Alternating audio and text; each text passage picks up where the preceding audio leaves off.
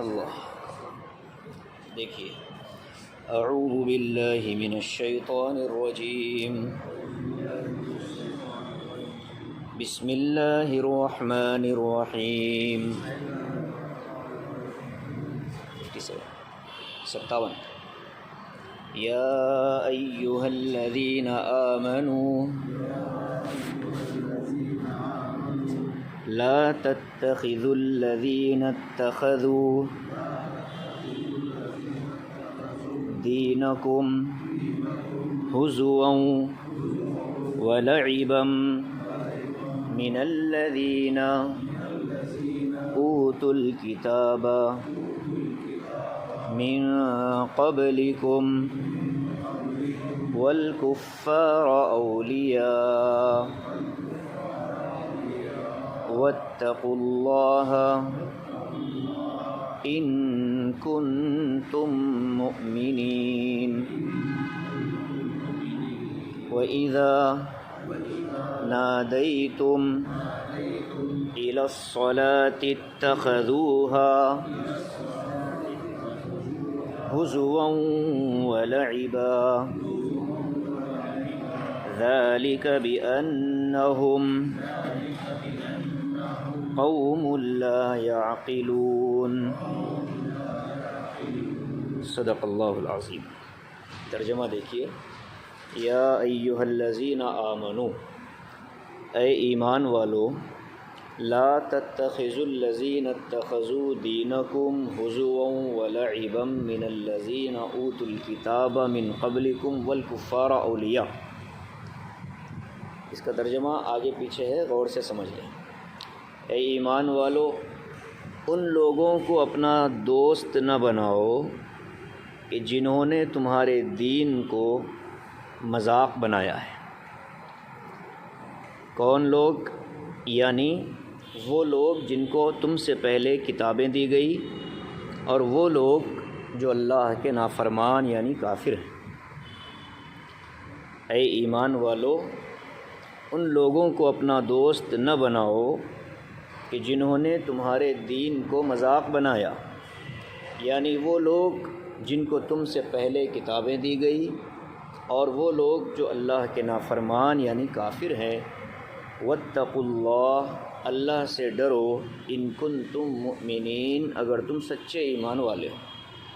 وَإِذَا نَادَيْتُمْ، اور جب تم نے آواز لگائی یا جب تم اذان دیتے ہو، اِلَى الصَّلَاةِ، نماز کے لیے بلاتے ہو، اتخذوها ہزوا ولعبا، تو ان لوگوں نے اس اذان کو اور نماز کی دعوت کو ہنسی مذاق بنا دیا۔ ذالک بانہم قوم لا یعقلون، یہ اس وجہ سے کہ وہ ایسی قوم ہے جس کو عقل نہیں ہے۔ یہ دو آیتیں گزشتہ مضمون کا ہی ایک حصہ ہے، بس انداز بدلا ہوا ہے، طریقہ بغیر مائک کے بھی، مائک آواز کھینچ رہا ماشاء اللہ جی۔ تو بہرحال گزشتہ رکوع، جو پورا رکوع نمبر 12 ہم پڑھ کر آئے ہیں، اس میں رب العالمین نے ایمان والوں سے مطالبے کیے۔ پہلا مطالبہ تو کیا تھا کہ یہود و نصارہ کو اپنا جگری دوست نہ بناؤ۔ دوسرا مطالبہ یہ کیا تھا کہ جو تمہارے اندر ارتداد کا شکار ہو جائے، ایمان لانے کے بعد ایمان سے نکل جائے، تو ان لوگوں کے ساتھ تمہارا کیا معاملہ ہونا چاہیے، ان کے جانے سے دین کا یا مسلمانوں کا کوئی نقصان نہیں ہوگا۔ پوری دنیا مرتد ہو جائے تب بھی ایمان والوں کا کوئی نقصان نہیں ہوگا۔ کیوں؟ اس لیے کہ اللہ تبارک و تعالی ریپلیسمنٹ کا قانون چلائے گا کہ یہاں سے 2 جائیں گے تو وہاں سے 20 اللہ تبارک و تعالی لوٹائے گا، یہ اس کا قانون ہے۔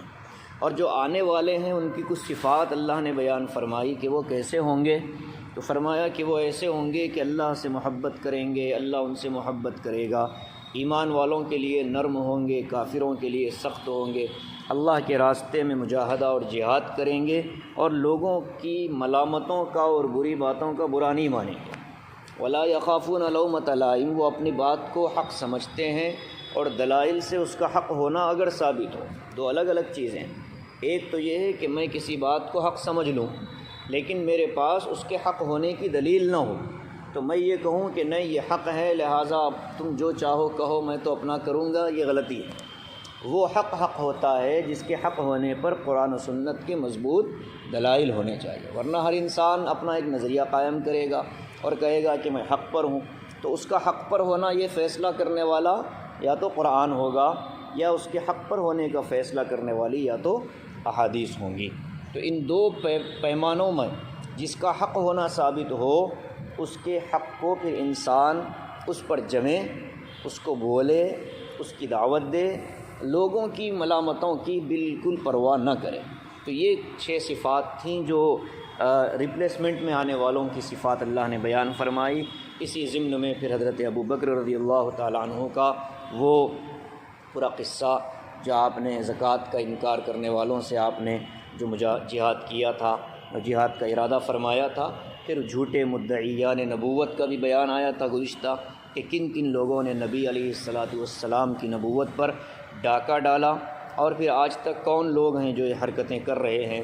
تو اللہ تعالیٰ نے ان تمام سے برات کا اظہار فرمایا کہ ان سے دین کا کوئی نقصان نہیں ہوگا، ان کا اپنا نقصان ہوگا۔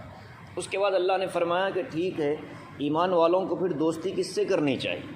پہلے تو کہہ دیا کہ ان سے نہ کرو جو یہود و نصارہ ہیں، ان سے نہ کرو جو مرتد ہیں، تو پھر کس سے کرنی چاہیے؟ تو اس کا جواب دیا کہ ایمان والوں کو اللہ سے دوستی لگانی چاہیے، اور ایسے ایمان والوں سے دوستی لگانی چاہیے کہ جو ایمان والے ہوں، نماز قائم کرنے والے ہوں، زکوٰۃ اپنے وقت پر ادا کرنے والے ہوں، اور لوگوں کے درمیان میں عاجزی کے ساتھ زندگی گزارنے والے ہوں۔ پھر آگے فرمایا کہ جو اللہ تبارک و تعالیٰ سے روگردانی کرے گا، انجام کار اللہ تبارک و تعالیٰ کی جماعت حزب اللہ ہی غالب ہوگی، کامیاب ہوگی۔ آج کی جو درس کی آیتیں ہیں اس میں اللہ تبارک و تعالیٰ ایک خاص واقعے کی بنا پر یہ آیتیں اللہ نے نازل فرمائی۔ انہی جیسے لوگ جو مسلمانوں کے ساتھ اٹھتے بیٹھتے لیکن مسلمانوں کے دین اور ان کی شریعت کا مذاق بناتے ہوئے نیت یہ ہوتی کہ کمزور مسلمان جب دین کا مذاق اڑتا ہوا دیکھیں گے تو وہ یہ سوچیں گے کہ اللہ تعالیٰ اتنے طاقت والے، اتنے قدرت والے ہیں، تو اللہ تعالیٰ نے اپنے دین کی اتنی بھی حفاظت نہیں فرمائی کہ اللہ نے اپنے دین کا مذاق بنتا برداشت کیا، تو کمزور ایمان والے ممکن تھے کہ وہ ایمان سے نکل جائیں۔ تو اس نیت سے لوگ مذاق اڑاتے تھے۔ مدینہ طیبہ میں، مدینہ منورہ میں نصارہ رہتے تھے جو عیسائی تھے، اور کفار رہتے تھے جو منافق تھے۔ منافقین کیا کرتے تھے؟ مسلمانوں جیسا لباس، مسلمانوں جیسی گفتگو، مسلمانوں جیسا کلمہ پڑھ کر کے مسلمانوں کی صفوں میں گھس جاتے تھے، اور صفوں میں گھس کر کے مذاق بنایا کرتے تھے، کمزور صحابہ کا مذاق اڑاتے تھے۔ اور جو مسلمان نماز پڑھتے تو کسی کی نماز کا مذاق اڑاتے تھے۔ عیسائیوں کی عادت کیا تھی؟ ایک کمبخت عیسائی تھا، وہ جب بھی اذان ہوتی تھی تو وہ جب اشہد ان محمد رسول اللہ جب مؤذن پکارتا تو اس اذان کے اس کلمے پر وہ فوراً کہتا احرق اللہ الکاذب یا احرق اللہ الکذاب۔ وہ یہ کہتا کہ سب جھوٹی اذانیں ہیں، اللہ تعالیٰ جھوٹ بولنے والوں کو جلا دے۔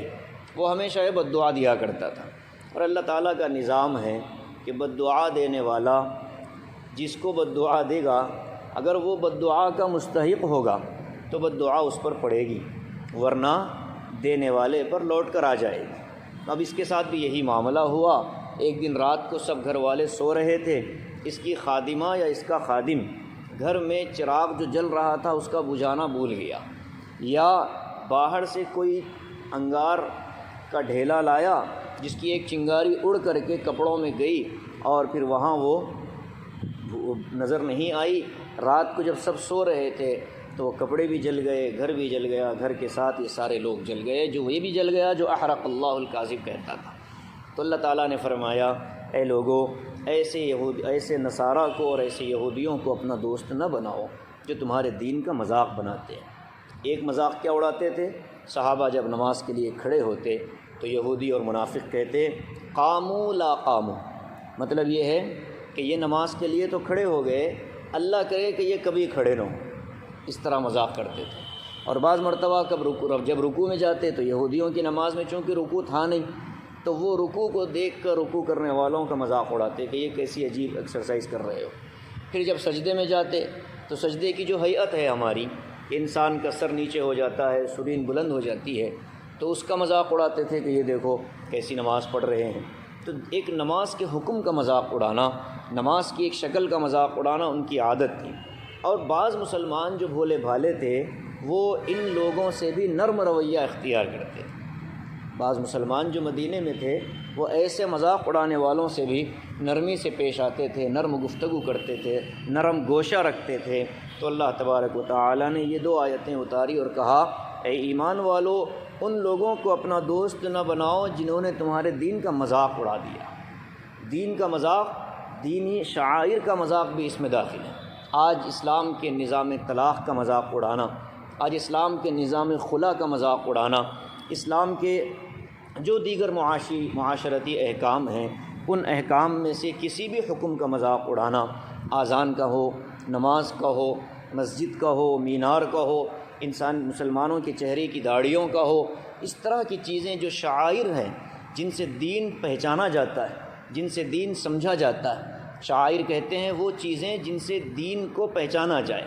کسی گاؤں میں چلے جائیں، گاؤں مسلمانوں کا ہے کہ غیر مسلموں کا ہے، اس کا پتہ کیسے چلے گا؟ گاؤں کی مسجد کو دیکھ کر پتہ چلتا ہے کہ اس گاؤں میں مسلمان آباد ہیں۔ تو بہرحال یہ جو شعائر ہیں ان کا مذاق اڑانا آج کے دور میں اس آیت کے اندر داخل ہے کہ جو آدمی کسی بھی شعائر اسلام میں سے کسی بھی شعائر کا مذاق اڑائے گا تو پھر ایسے آدمی سے تعلق کو قطع کرنا چاہیے۔ لا تتخذوا الذین اتخذوا دینکم، الفاظ ہیں قرآن کے، بلاغت ہے اس کے اندر، اور پڑھتے ہوئے مزہ آتا ہے۔ یا ایھا الذین آمنوا لا تتخذوا الذین اتخذوا دینکم ہزوا ولعبا، یہ ایک جملہ ہوا۔ من الذین اوتوا الکتاب من قبلکم والکفار، یہ ایک جملہ ہوا۔ اب جو آخری میں اولیاء ہے اس کا ترجمہ ہم نے سب سے پہلے کیا، اے ایمان والو ایسے لوگوں کو دوست نہ بناؤ، تو جو دوست کا ترجمہ ہے وہ اولیاء سے نکلا۔ تو قرآن کریم کے بعض آیتیں بڑی خوبصورت ہوتی ہیں، نظم کے اعتبار سے، دیکھنے کے اعتبار سے، اس کی گرامر کے اعتبار سے۔ اب اس پر بحث ہوتی ہے کہ اللہ تعالیٰ نے اولیاء کو آخری میں کیوں ذکر کیا۔ یہ بھی ہو سکتا تھا یا ایھا الذین آمنوا لا تتخذوا اولیاء، کہ اے ایمان والو ان کو دوست نہ بناؤ، لیکن اللہ تعالیٰ نے پہلے صفتیں بیان کی کہ ان کو نہ بناؤ، کیا نہ بناؤ؟ دوست نہ بناؤ۔ تو اس طرح ایک بلاغت کا ایک خوبصورت قاعدہ بھی اللہ تبارک و تعالیٰ نے اس آیت میں رکھا۔ واتقوا اللہ، اللہ سے ڈرو۔ دیکھیے ایمان والوں کو جہاں بھی کوئی اللہ تعالیٰ نے ایسا حکم دیا کہ جس پر عمل کرتے ہوئے اہل ایمان بہانے تلاش کریں گے کہ جی ان سے تعلقات ہیں، خاندانی قرابتیں ہیں، رشتہ داریاں ہیں، اور فلاں ہیں۔ عجیب بات تاریخ میں لکھی ہے، پڑھی گئی، وہ یہ ہے کہ تاریخ گواہ ہے کہ اسلام قبول کرنے والوں میں یہود و نصارہ سے زیادہ کفار اور مشرکین تھے۔ یہود و نصارہ نے اتنا ایمان نہیں قبول کیا جتنا مشرکین اور کفار نے کیا۔ اس کی وجہ یہ ہے کہ ان یہود و نصارہ کو ایک غرور اور گھمنڈ ہے، وہ یہ ہے کہ ہم اہل کتاب ہیں، ہمارے پاس خود اپنا نبی اور اپنی کتاب آئی، لہٰذا ہم اس کو چھوڑ کر کیوں آپ کو مانیں۔ تو اس غرور کی وجہ سے اللہ تعالیٰ نے ان کو محروم رکھا، یا کہ وہ محروم رہے۔ بہرحال تو یہ ایک تاریخی حقیقت ہے۔ بہت کم عیسائیوں نے ایمان قبول کیا، آپ دیکھیں مدینہ منورہ میں، اور ان کو جو دشمنی تھی مسلمانوں سے اس کی وجہ یہ تھی کہ جب شہنشاہ روم کو، ہرقل کو، جس وقت زد پہنچی صحابہ کی تلواروں سے، اور رستم جو تھا ایران کا بادشاہ، ایران کا وزیر تھا، ان لوگوں کا جو مذہب تھا، رستم تو بہرحال آتش پرست تھا، آگ کی پوجا کرنے والے، لیکن یہ جو رومی تھے، روم کی جو سلطنت تھی، رومن امپائر جو تھا، وہ پورے کا پورا عیسائیوں پر مشتمل تھا۔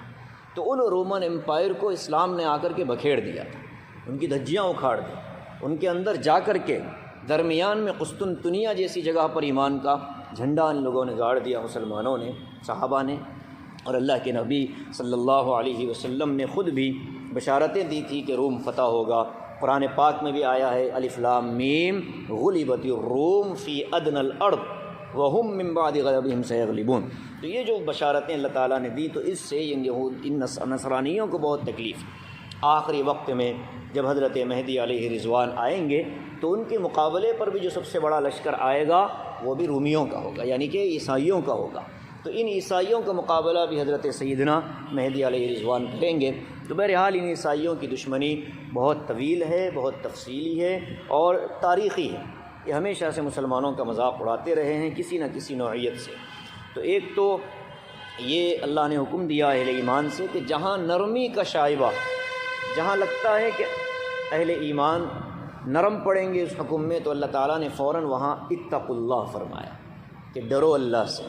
جو حکم اللہ کی طرف سے آ رہا ہے اس حکم کے پورا کرنے میں تم کوتاہی ہرگز نہ کرنا، اللہ سے ڈرو اس معاملے میں۔ ان کنتم مؤمنین، اگرچہ کہ اگر تم سچے مومن ہو۔ اور اس ضمن میں مفسر قرآن ماضی قریب کے بہت عظیم مفسر جو گزرے ہیں سید قطب شہید رحمۃ اللہ علیہ، انہوں نے اپنی تفسیر ظلال القرآن کے اندر ایک عنوان باندھا ہے۔ وہ عنوان یہ باندھا کہ اللہ تعالیٰ نے یہاں ایمان والوں کی غیرت کو للکارا ہے۔ واتقوا اللہ ان کنتم مؤمنین، اگر تم کامل ایمان والے ہو تو اللہ سے ڈرو اور جو حکم آ رہا ہے اس پر عمل کرو۔ تو سید قطب نے رحمۃ اللہ علیہ نے لکھا کہ یہ ایمان والوں کی حمیت اور ان کی غیرت کہ جو آدمی ایمان کا مذاق اڑائے یا کسی حکم کا مذاق اڑائے اس کے ساتھ نرم گوشہ کیسے، جو آدمی شعائر اسلام کا مذاق اڑائے اس کے ساتھ دوستی کیسی، اس کے ساتھ تعلقات کیسے۔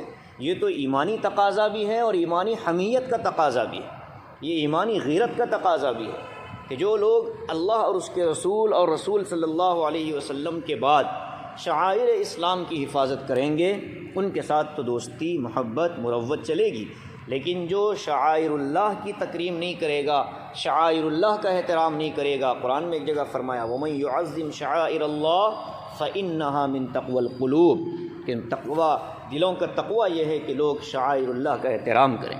مسجدیں شعائر اللہ میں داخل ہیں، مساجد اللہ تبارک و تعالی نے شان اور عظمت کی نشان کے طور پر دنیا کے اندر بسائی، میناریں شعائر اللہ میں داخل ہیں، آذانیں شعائر اللہ میں داخل ہیں۔ مسلمانوں کی اجتماعیت، نماز 5 وقتہ نمازوں کا جمع ہونا اور پھر جمعہ کا موقع، عیدین کا موقع، یہ ساری چیزیں شعائر اللہ کے اندر داخل ہیں، تو ان کا مذاق نہ بنایا جائے، ان کے ہنسی مذاق ان سے نہ کیا جائے۔ وَإِذَا نَادَيْتُمْ إِلَى الصَّلَاةِ، یہ جو دوسرا واقعہ ہوا تھا کون سا، وہ جو اذان کے کلمات سن کر یہ عیسائی کہتا تھا وَإِذَا نَادَيْتُمْ إِلَى الصَّلَاةِ اتَّخَذُوهَا هُزُوًا وَلَعِبًا۔ بعض یہودی یہ کرتے تھے، عیسائی یہ کرتے تھے کہ جیسی آذان ہوتی تو شور شروع کر دیتے، شور مچاتے تاکہ مسلمان آذان نہ سنیں اور مسلمان آذان کا جواب نہ دے پائیں، اور ایک طرح سے ٹھٹا کیا جائے، مذاق کیا جائے۔ تو یہ ان کی شرارتیں تھیں۔ وَإِذَا نَادَيْتُمْ إِلَى الصَّلَاةِ اتَّخَذُوهَا هُزُوًا وَلَعِبًا۔ دوسری خرابی یہ تھی کہ جب نماز کے لیے تم آذان دیتے ہو تو وہ اس کو بھی ہنسی مذاق بنا دیتے ہیں، کھیل کود کی چیز بنا دیتے ہیں۔ ذَلِكَ بِأَنَّهُمْ قَوْمٌ لَا يَعْقِلُونَ، یہ اس وجہ سے کرتے ہیں کہ ان کو عقل نہیں ہے۔ اللہ تعالیٰ ایک سٹیٹمنٹ دیتا ہے کہ ان کو عقل نہیں، اس کا مطلب یہ ہے کہ دنیا کی معاملات میں تو عقل مند تھے، دنیاوی امور میں عقل مند تھے، ان کو سب کچھ معلوم تھا کہ کیا کرنا ہے، لیکن دینی معاملات کے اندر ان کی عقل ختم ہو جاتی تھی۔ لہذا ایک آدمی کسی فن میں ماہر تو ہو سکتا ہے، لیکن ضروری نہیں کہ دوسرے فن کے اندر بھی اس کو بنیادی معلومات ہوں۔ تو ظاہر ہے کہ ایک آدمی اس میں تو عقل مند ہے لیکن دوسرے فن کے اندر وہ بالکل صفر ہوتا ہے، تو اس لیے آیت کے اوپر کوئی اعتراض نہیں ہو سکتا۔ ذَلِكَ بِأَنَّهُمْ قَوْمٌ لَا يَعْقِلُونَ، اللہ تبارک و تعالیٰ فرماتے ہیں کہ یہ اس وجہ سے کر رہے ہیں کہ ان کو عقل وقل ہے نہیں۔ دیکھیے یہاں لفظ آیا ہے نادیتم، آواز دینا، ندا لگانا، اور اس سے مراد ہے آذان، اس لیے کہ الی الصلاح کا لفظ ہے اور صلاۃ کے لیے آواز کون سی دی جاتی ہے، اذان کی دی جاتی ہے۔ ایک تو اس آیت کا یہ پس منظر اور یہ پہلو جو ہم نے سنا، اس کا ایک دوسرا پہلو بھی ہے۔ دوسرا پہلو یہ ہے کہ ہم لوگوں نے بھی تو اذان کو مذاق بنا رکھا ہے، ہماری اذانیں سن کر کے لوگ ہنستے ہیں، ہماری اذانیں سن کر کے لوگ بدھکتے ہیں، یہ کون سی چیز شروع ہو گئی، یہ کیا گڑبڑ شروع ہو گئی۔ اذان شعار ہے، اذان پہچان ہے، اذان مسلمانوں کے دل کی آواز ہے، اور جو جتنے دل سے سیکھ کر کے خوبصورتی کے ساتھ دل کی گہرائیوں سے اذان پکارتا ہے اس کی آواز پر مسلمان تو مسلمان، غیر مسلم بھی لبیک کہنے پر مجبور ہو جاتے ہیں۔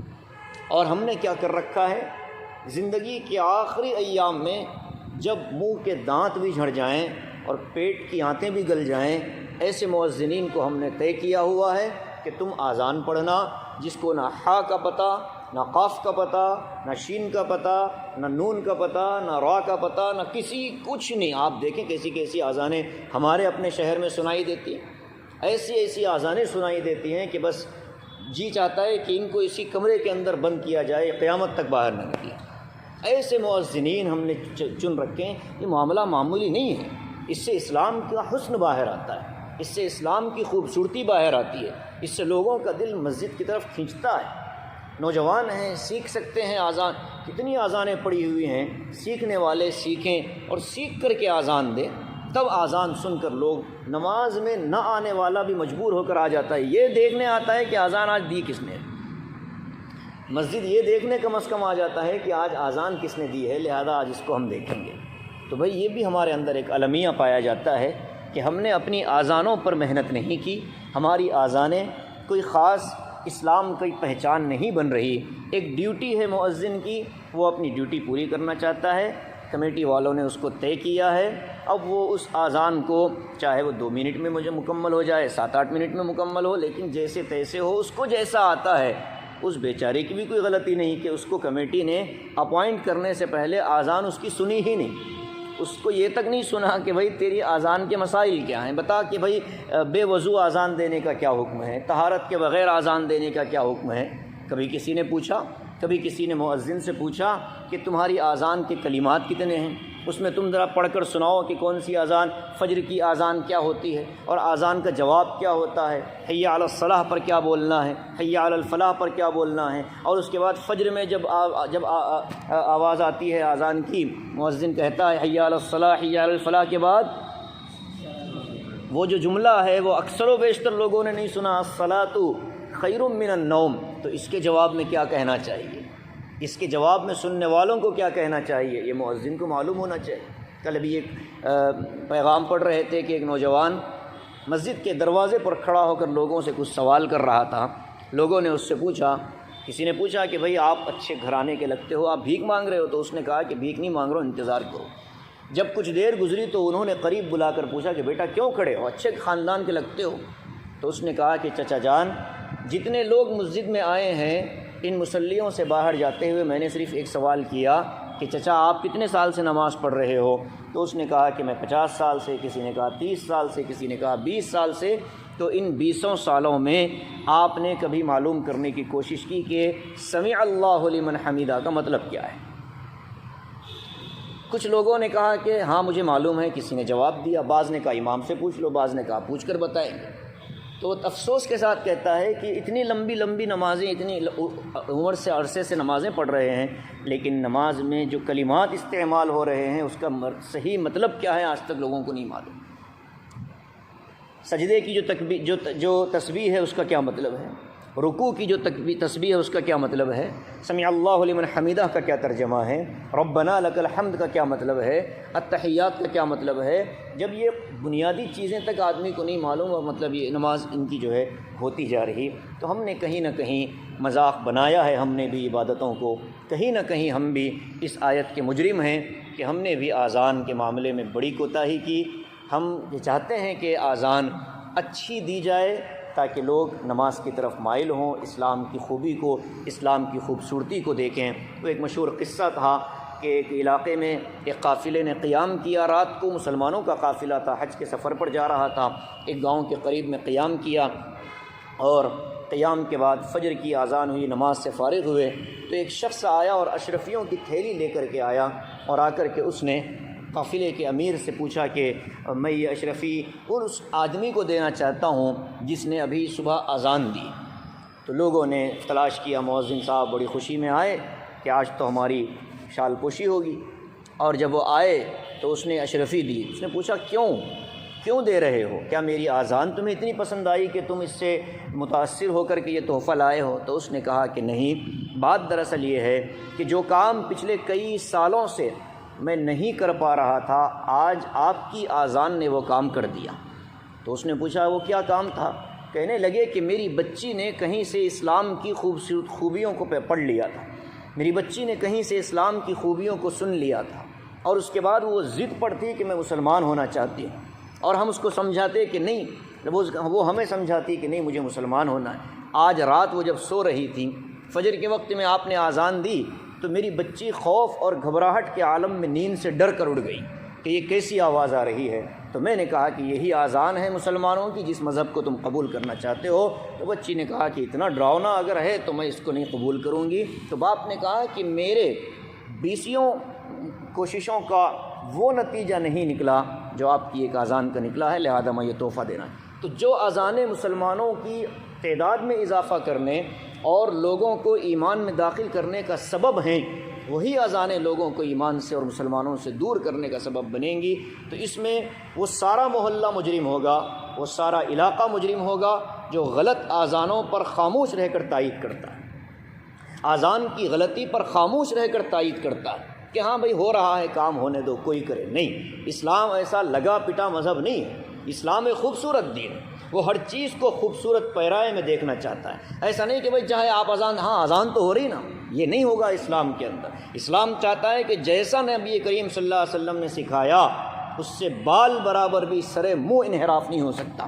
میں آپ کو لے جاؤں کربلا کے میدان میں، سیدنا حسین ابن علی رضی اللہ تعالیٰ عنہ کیوں انہوں نے اپنی جان کو قربان کیا، کیوں ان ظالموں کے آگے انہوں نے اپنے سر کو نہیں جھکایا؟ اس کی بنیادی وجہ یہی ہے کہ جس شریعت کو، جس سیاسی اصول کو، جس پیغمبر اسلام صلی اللہ علیہ وسلم نے حکومت کے، خلافت کے طور طریقوں کو دنیا کو بتایا تھا، اس طریقے سے بال برابر بھی انحراف سیدنا حسین رضی اللہ عنہ نے برداشت نہیں کیا۔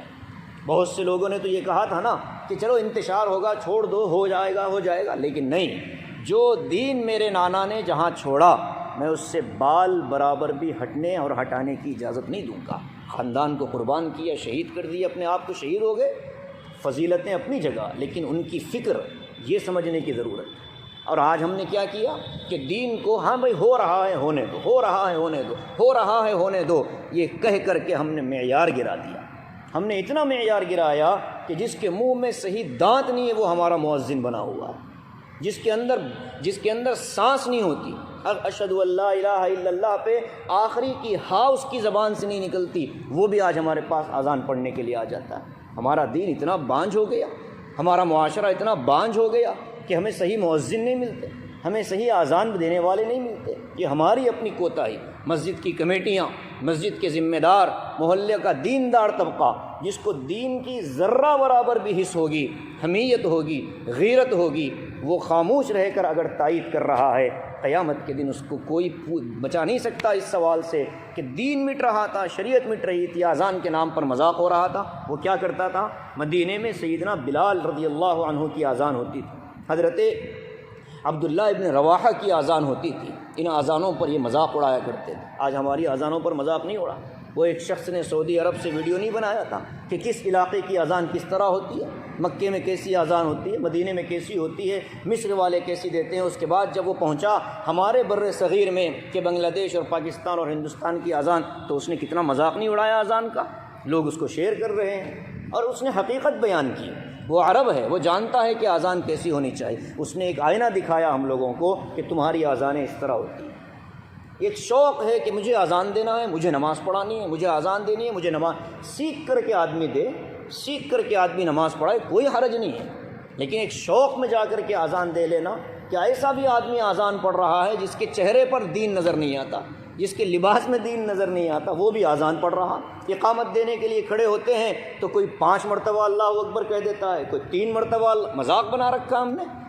ہمارے پاس اتنا احساس نہیں کہ ہم ایک ایسے آدمی کو اپائنٹ کریں کہ جس کو معلوم ہے کہ نماز کا یہ طریقہ، اذان کا یہ طریقہ، اقامت کا یہ طریقہ۔ اللہ کے نبی علیہ الصلاۃ والسلام نے جو دین ہمیں دیا، جہاں آقا نے چھوڑا ہم وہیں رہیں گے۔ آقا نے ہمیں لباس دیا کہ یہ لباس ٹخنوں کے نیچے نہیں آئے گا، امت 1400 سال سے اس لباس کو ٹخنوں کے اوپر سنبھالی ہوگی۔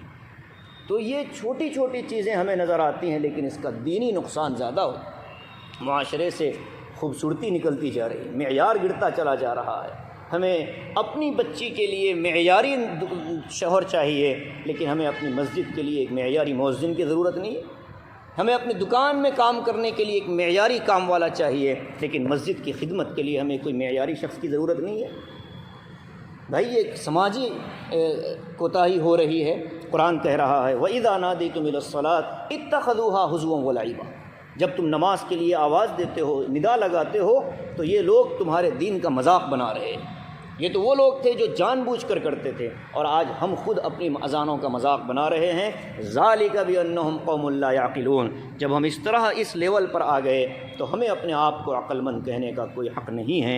اللہ تبارک و تعالی ہمارے اندر غیرت پیدا فرمائے، حمیت پیدا فرمائے، اور احکام قرآنیہ پر اللہ پاک ہم سب کو عمل کی توفیق نصیب فرمائے۔ آمین وآخر دعوانا ان الحمد للہ رب العالمین۔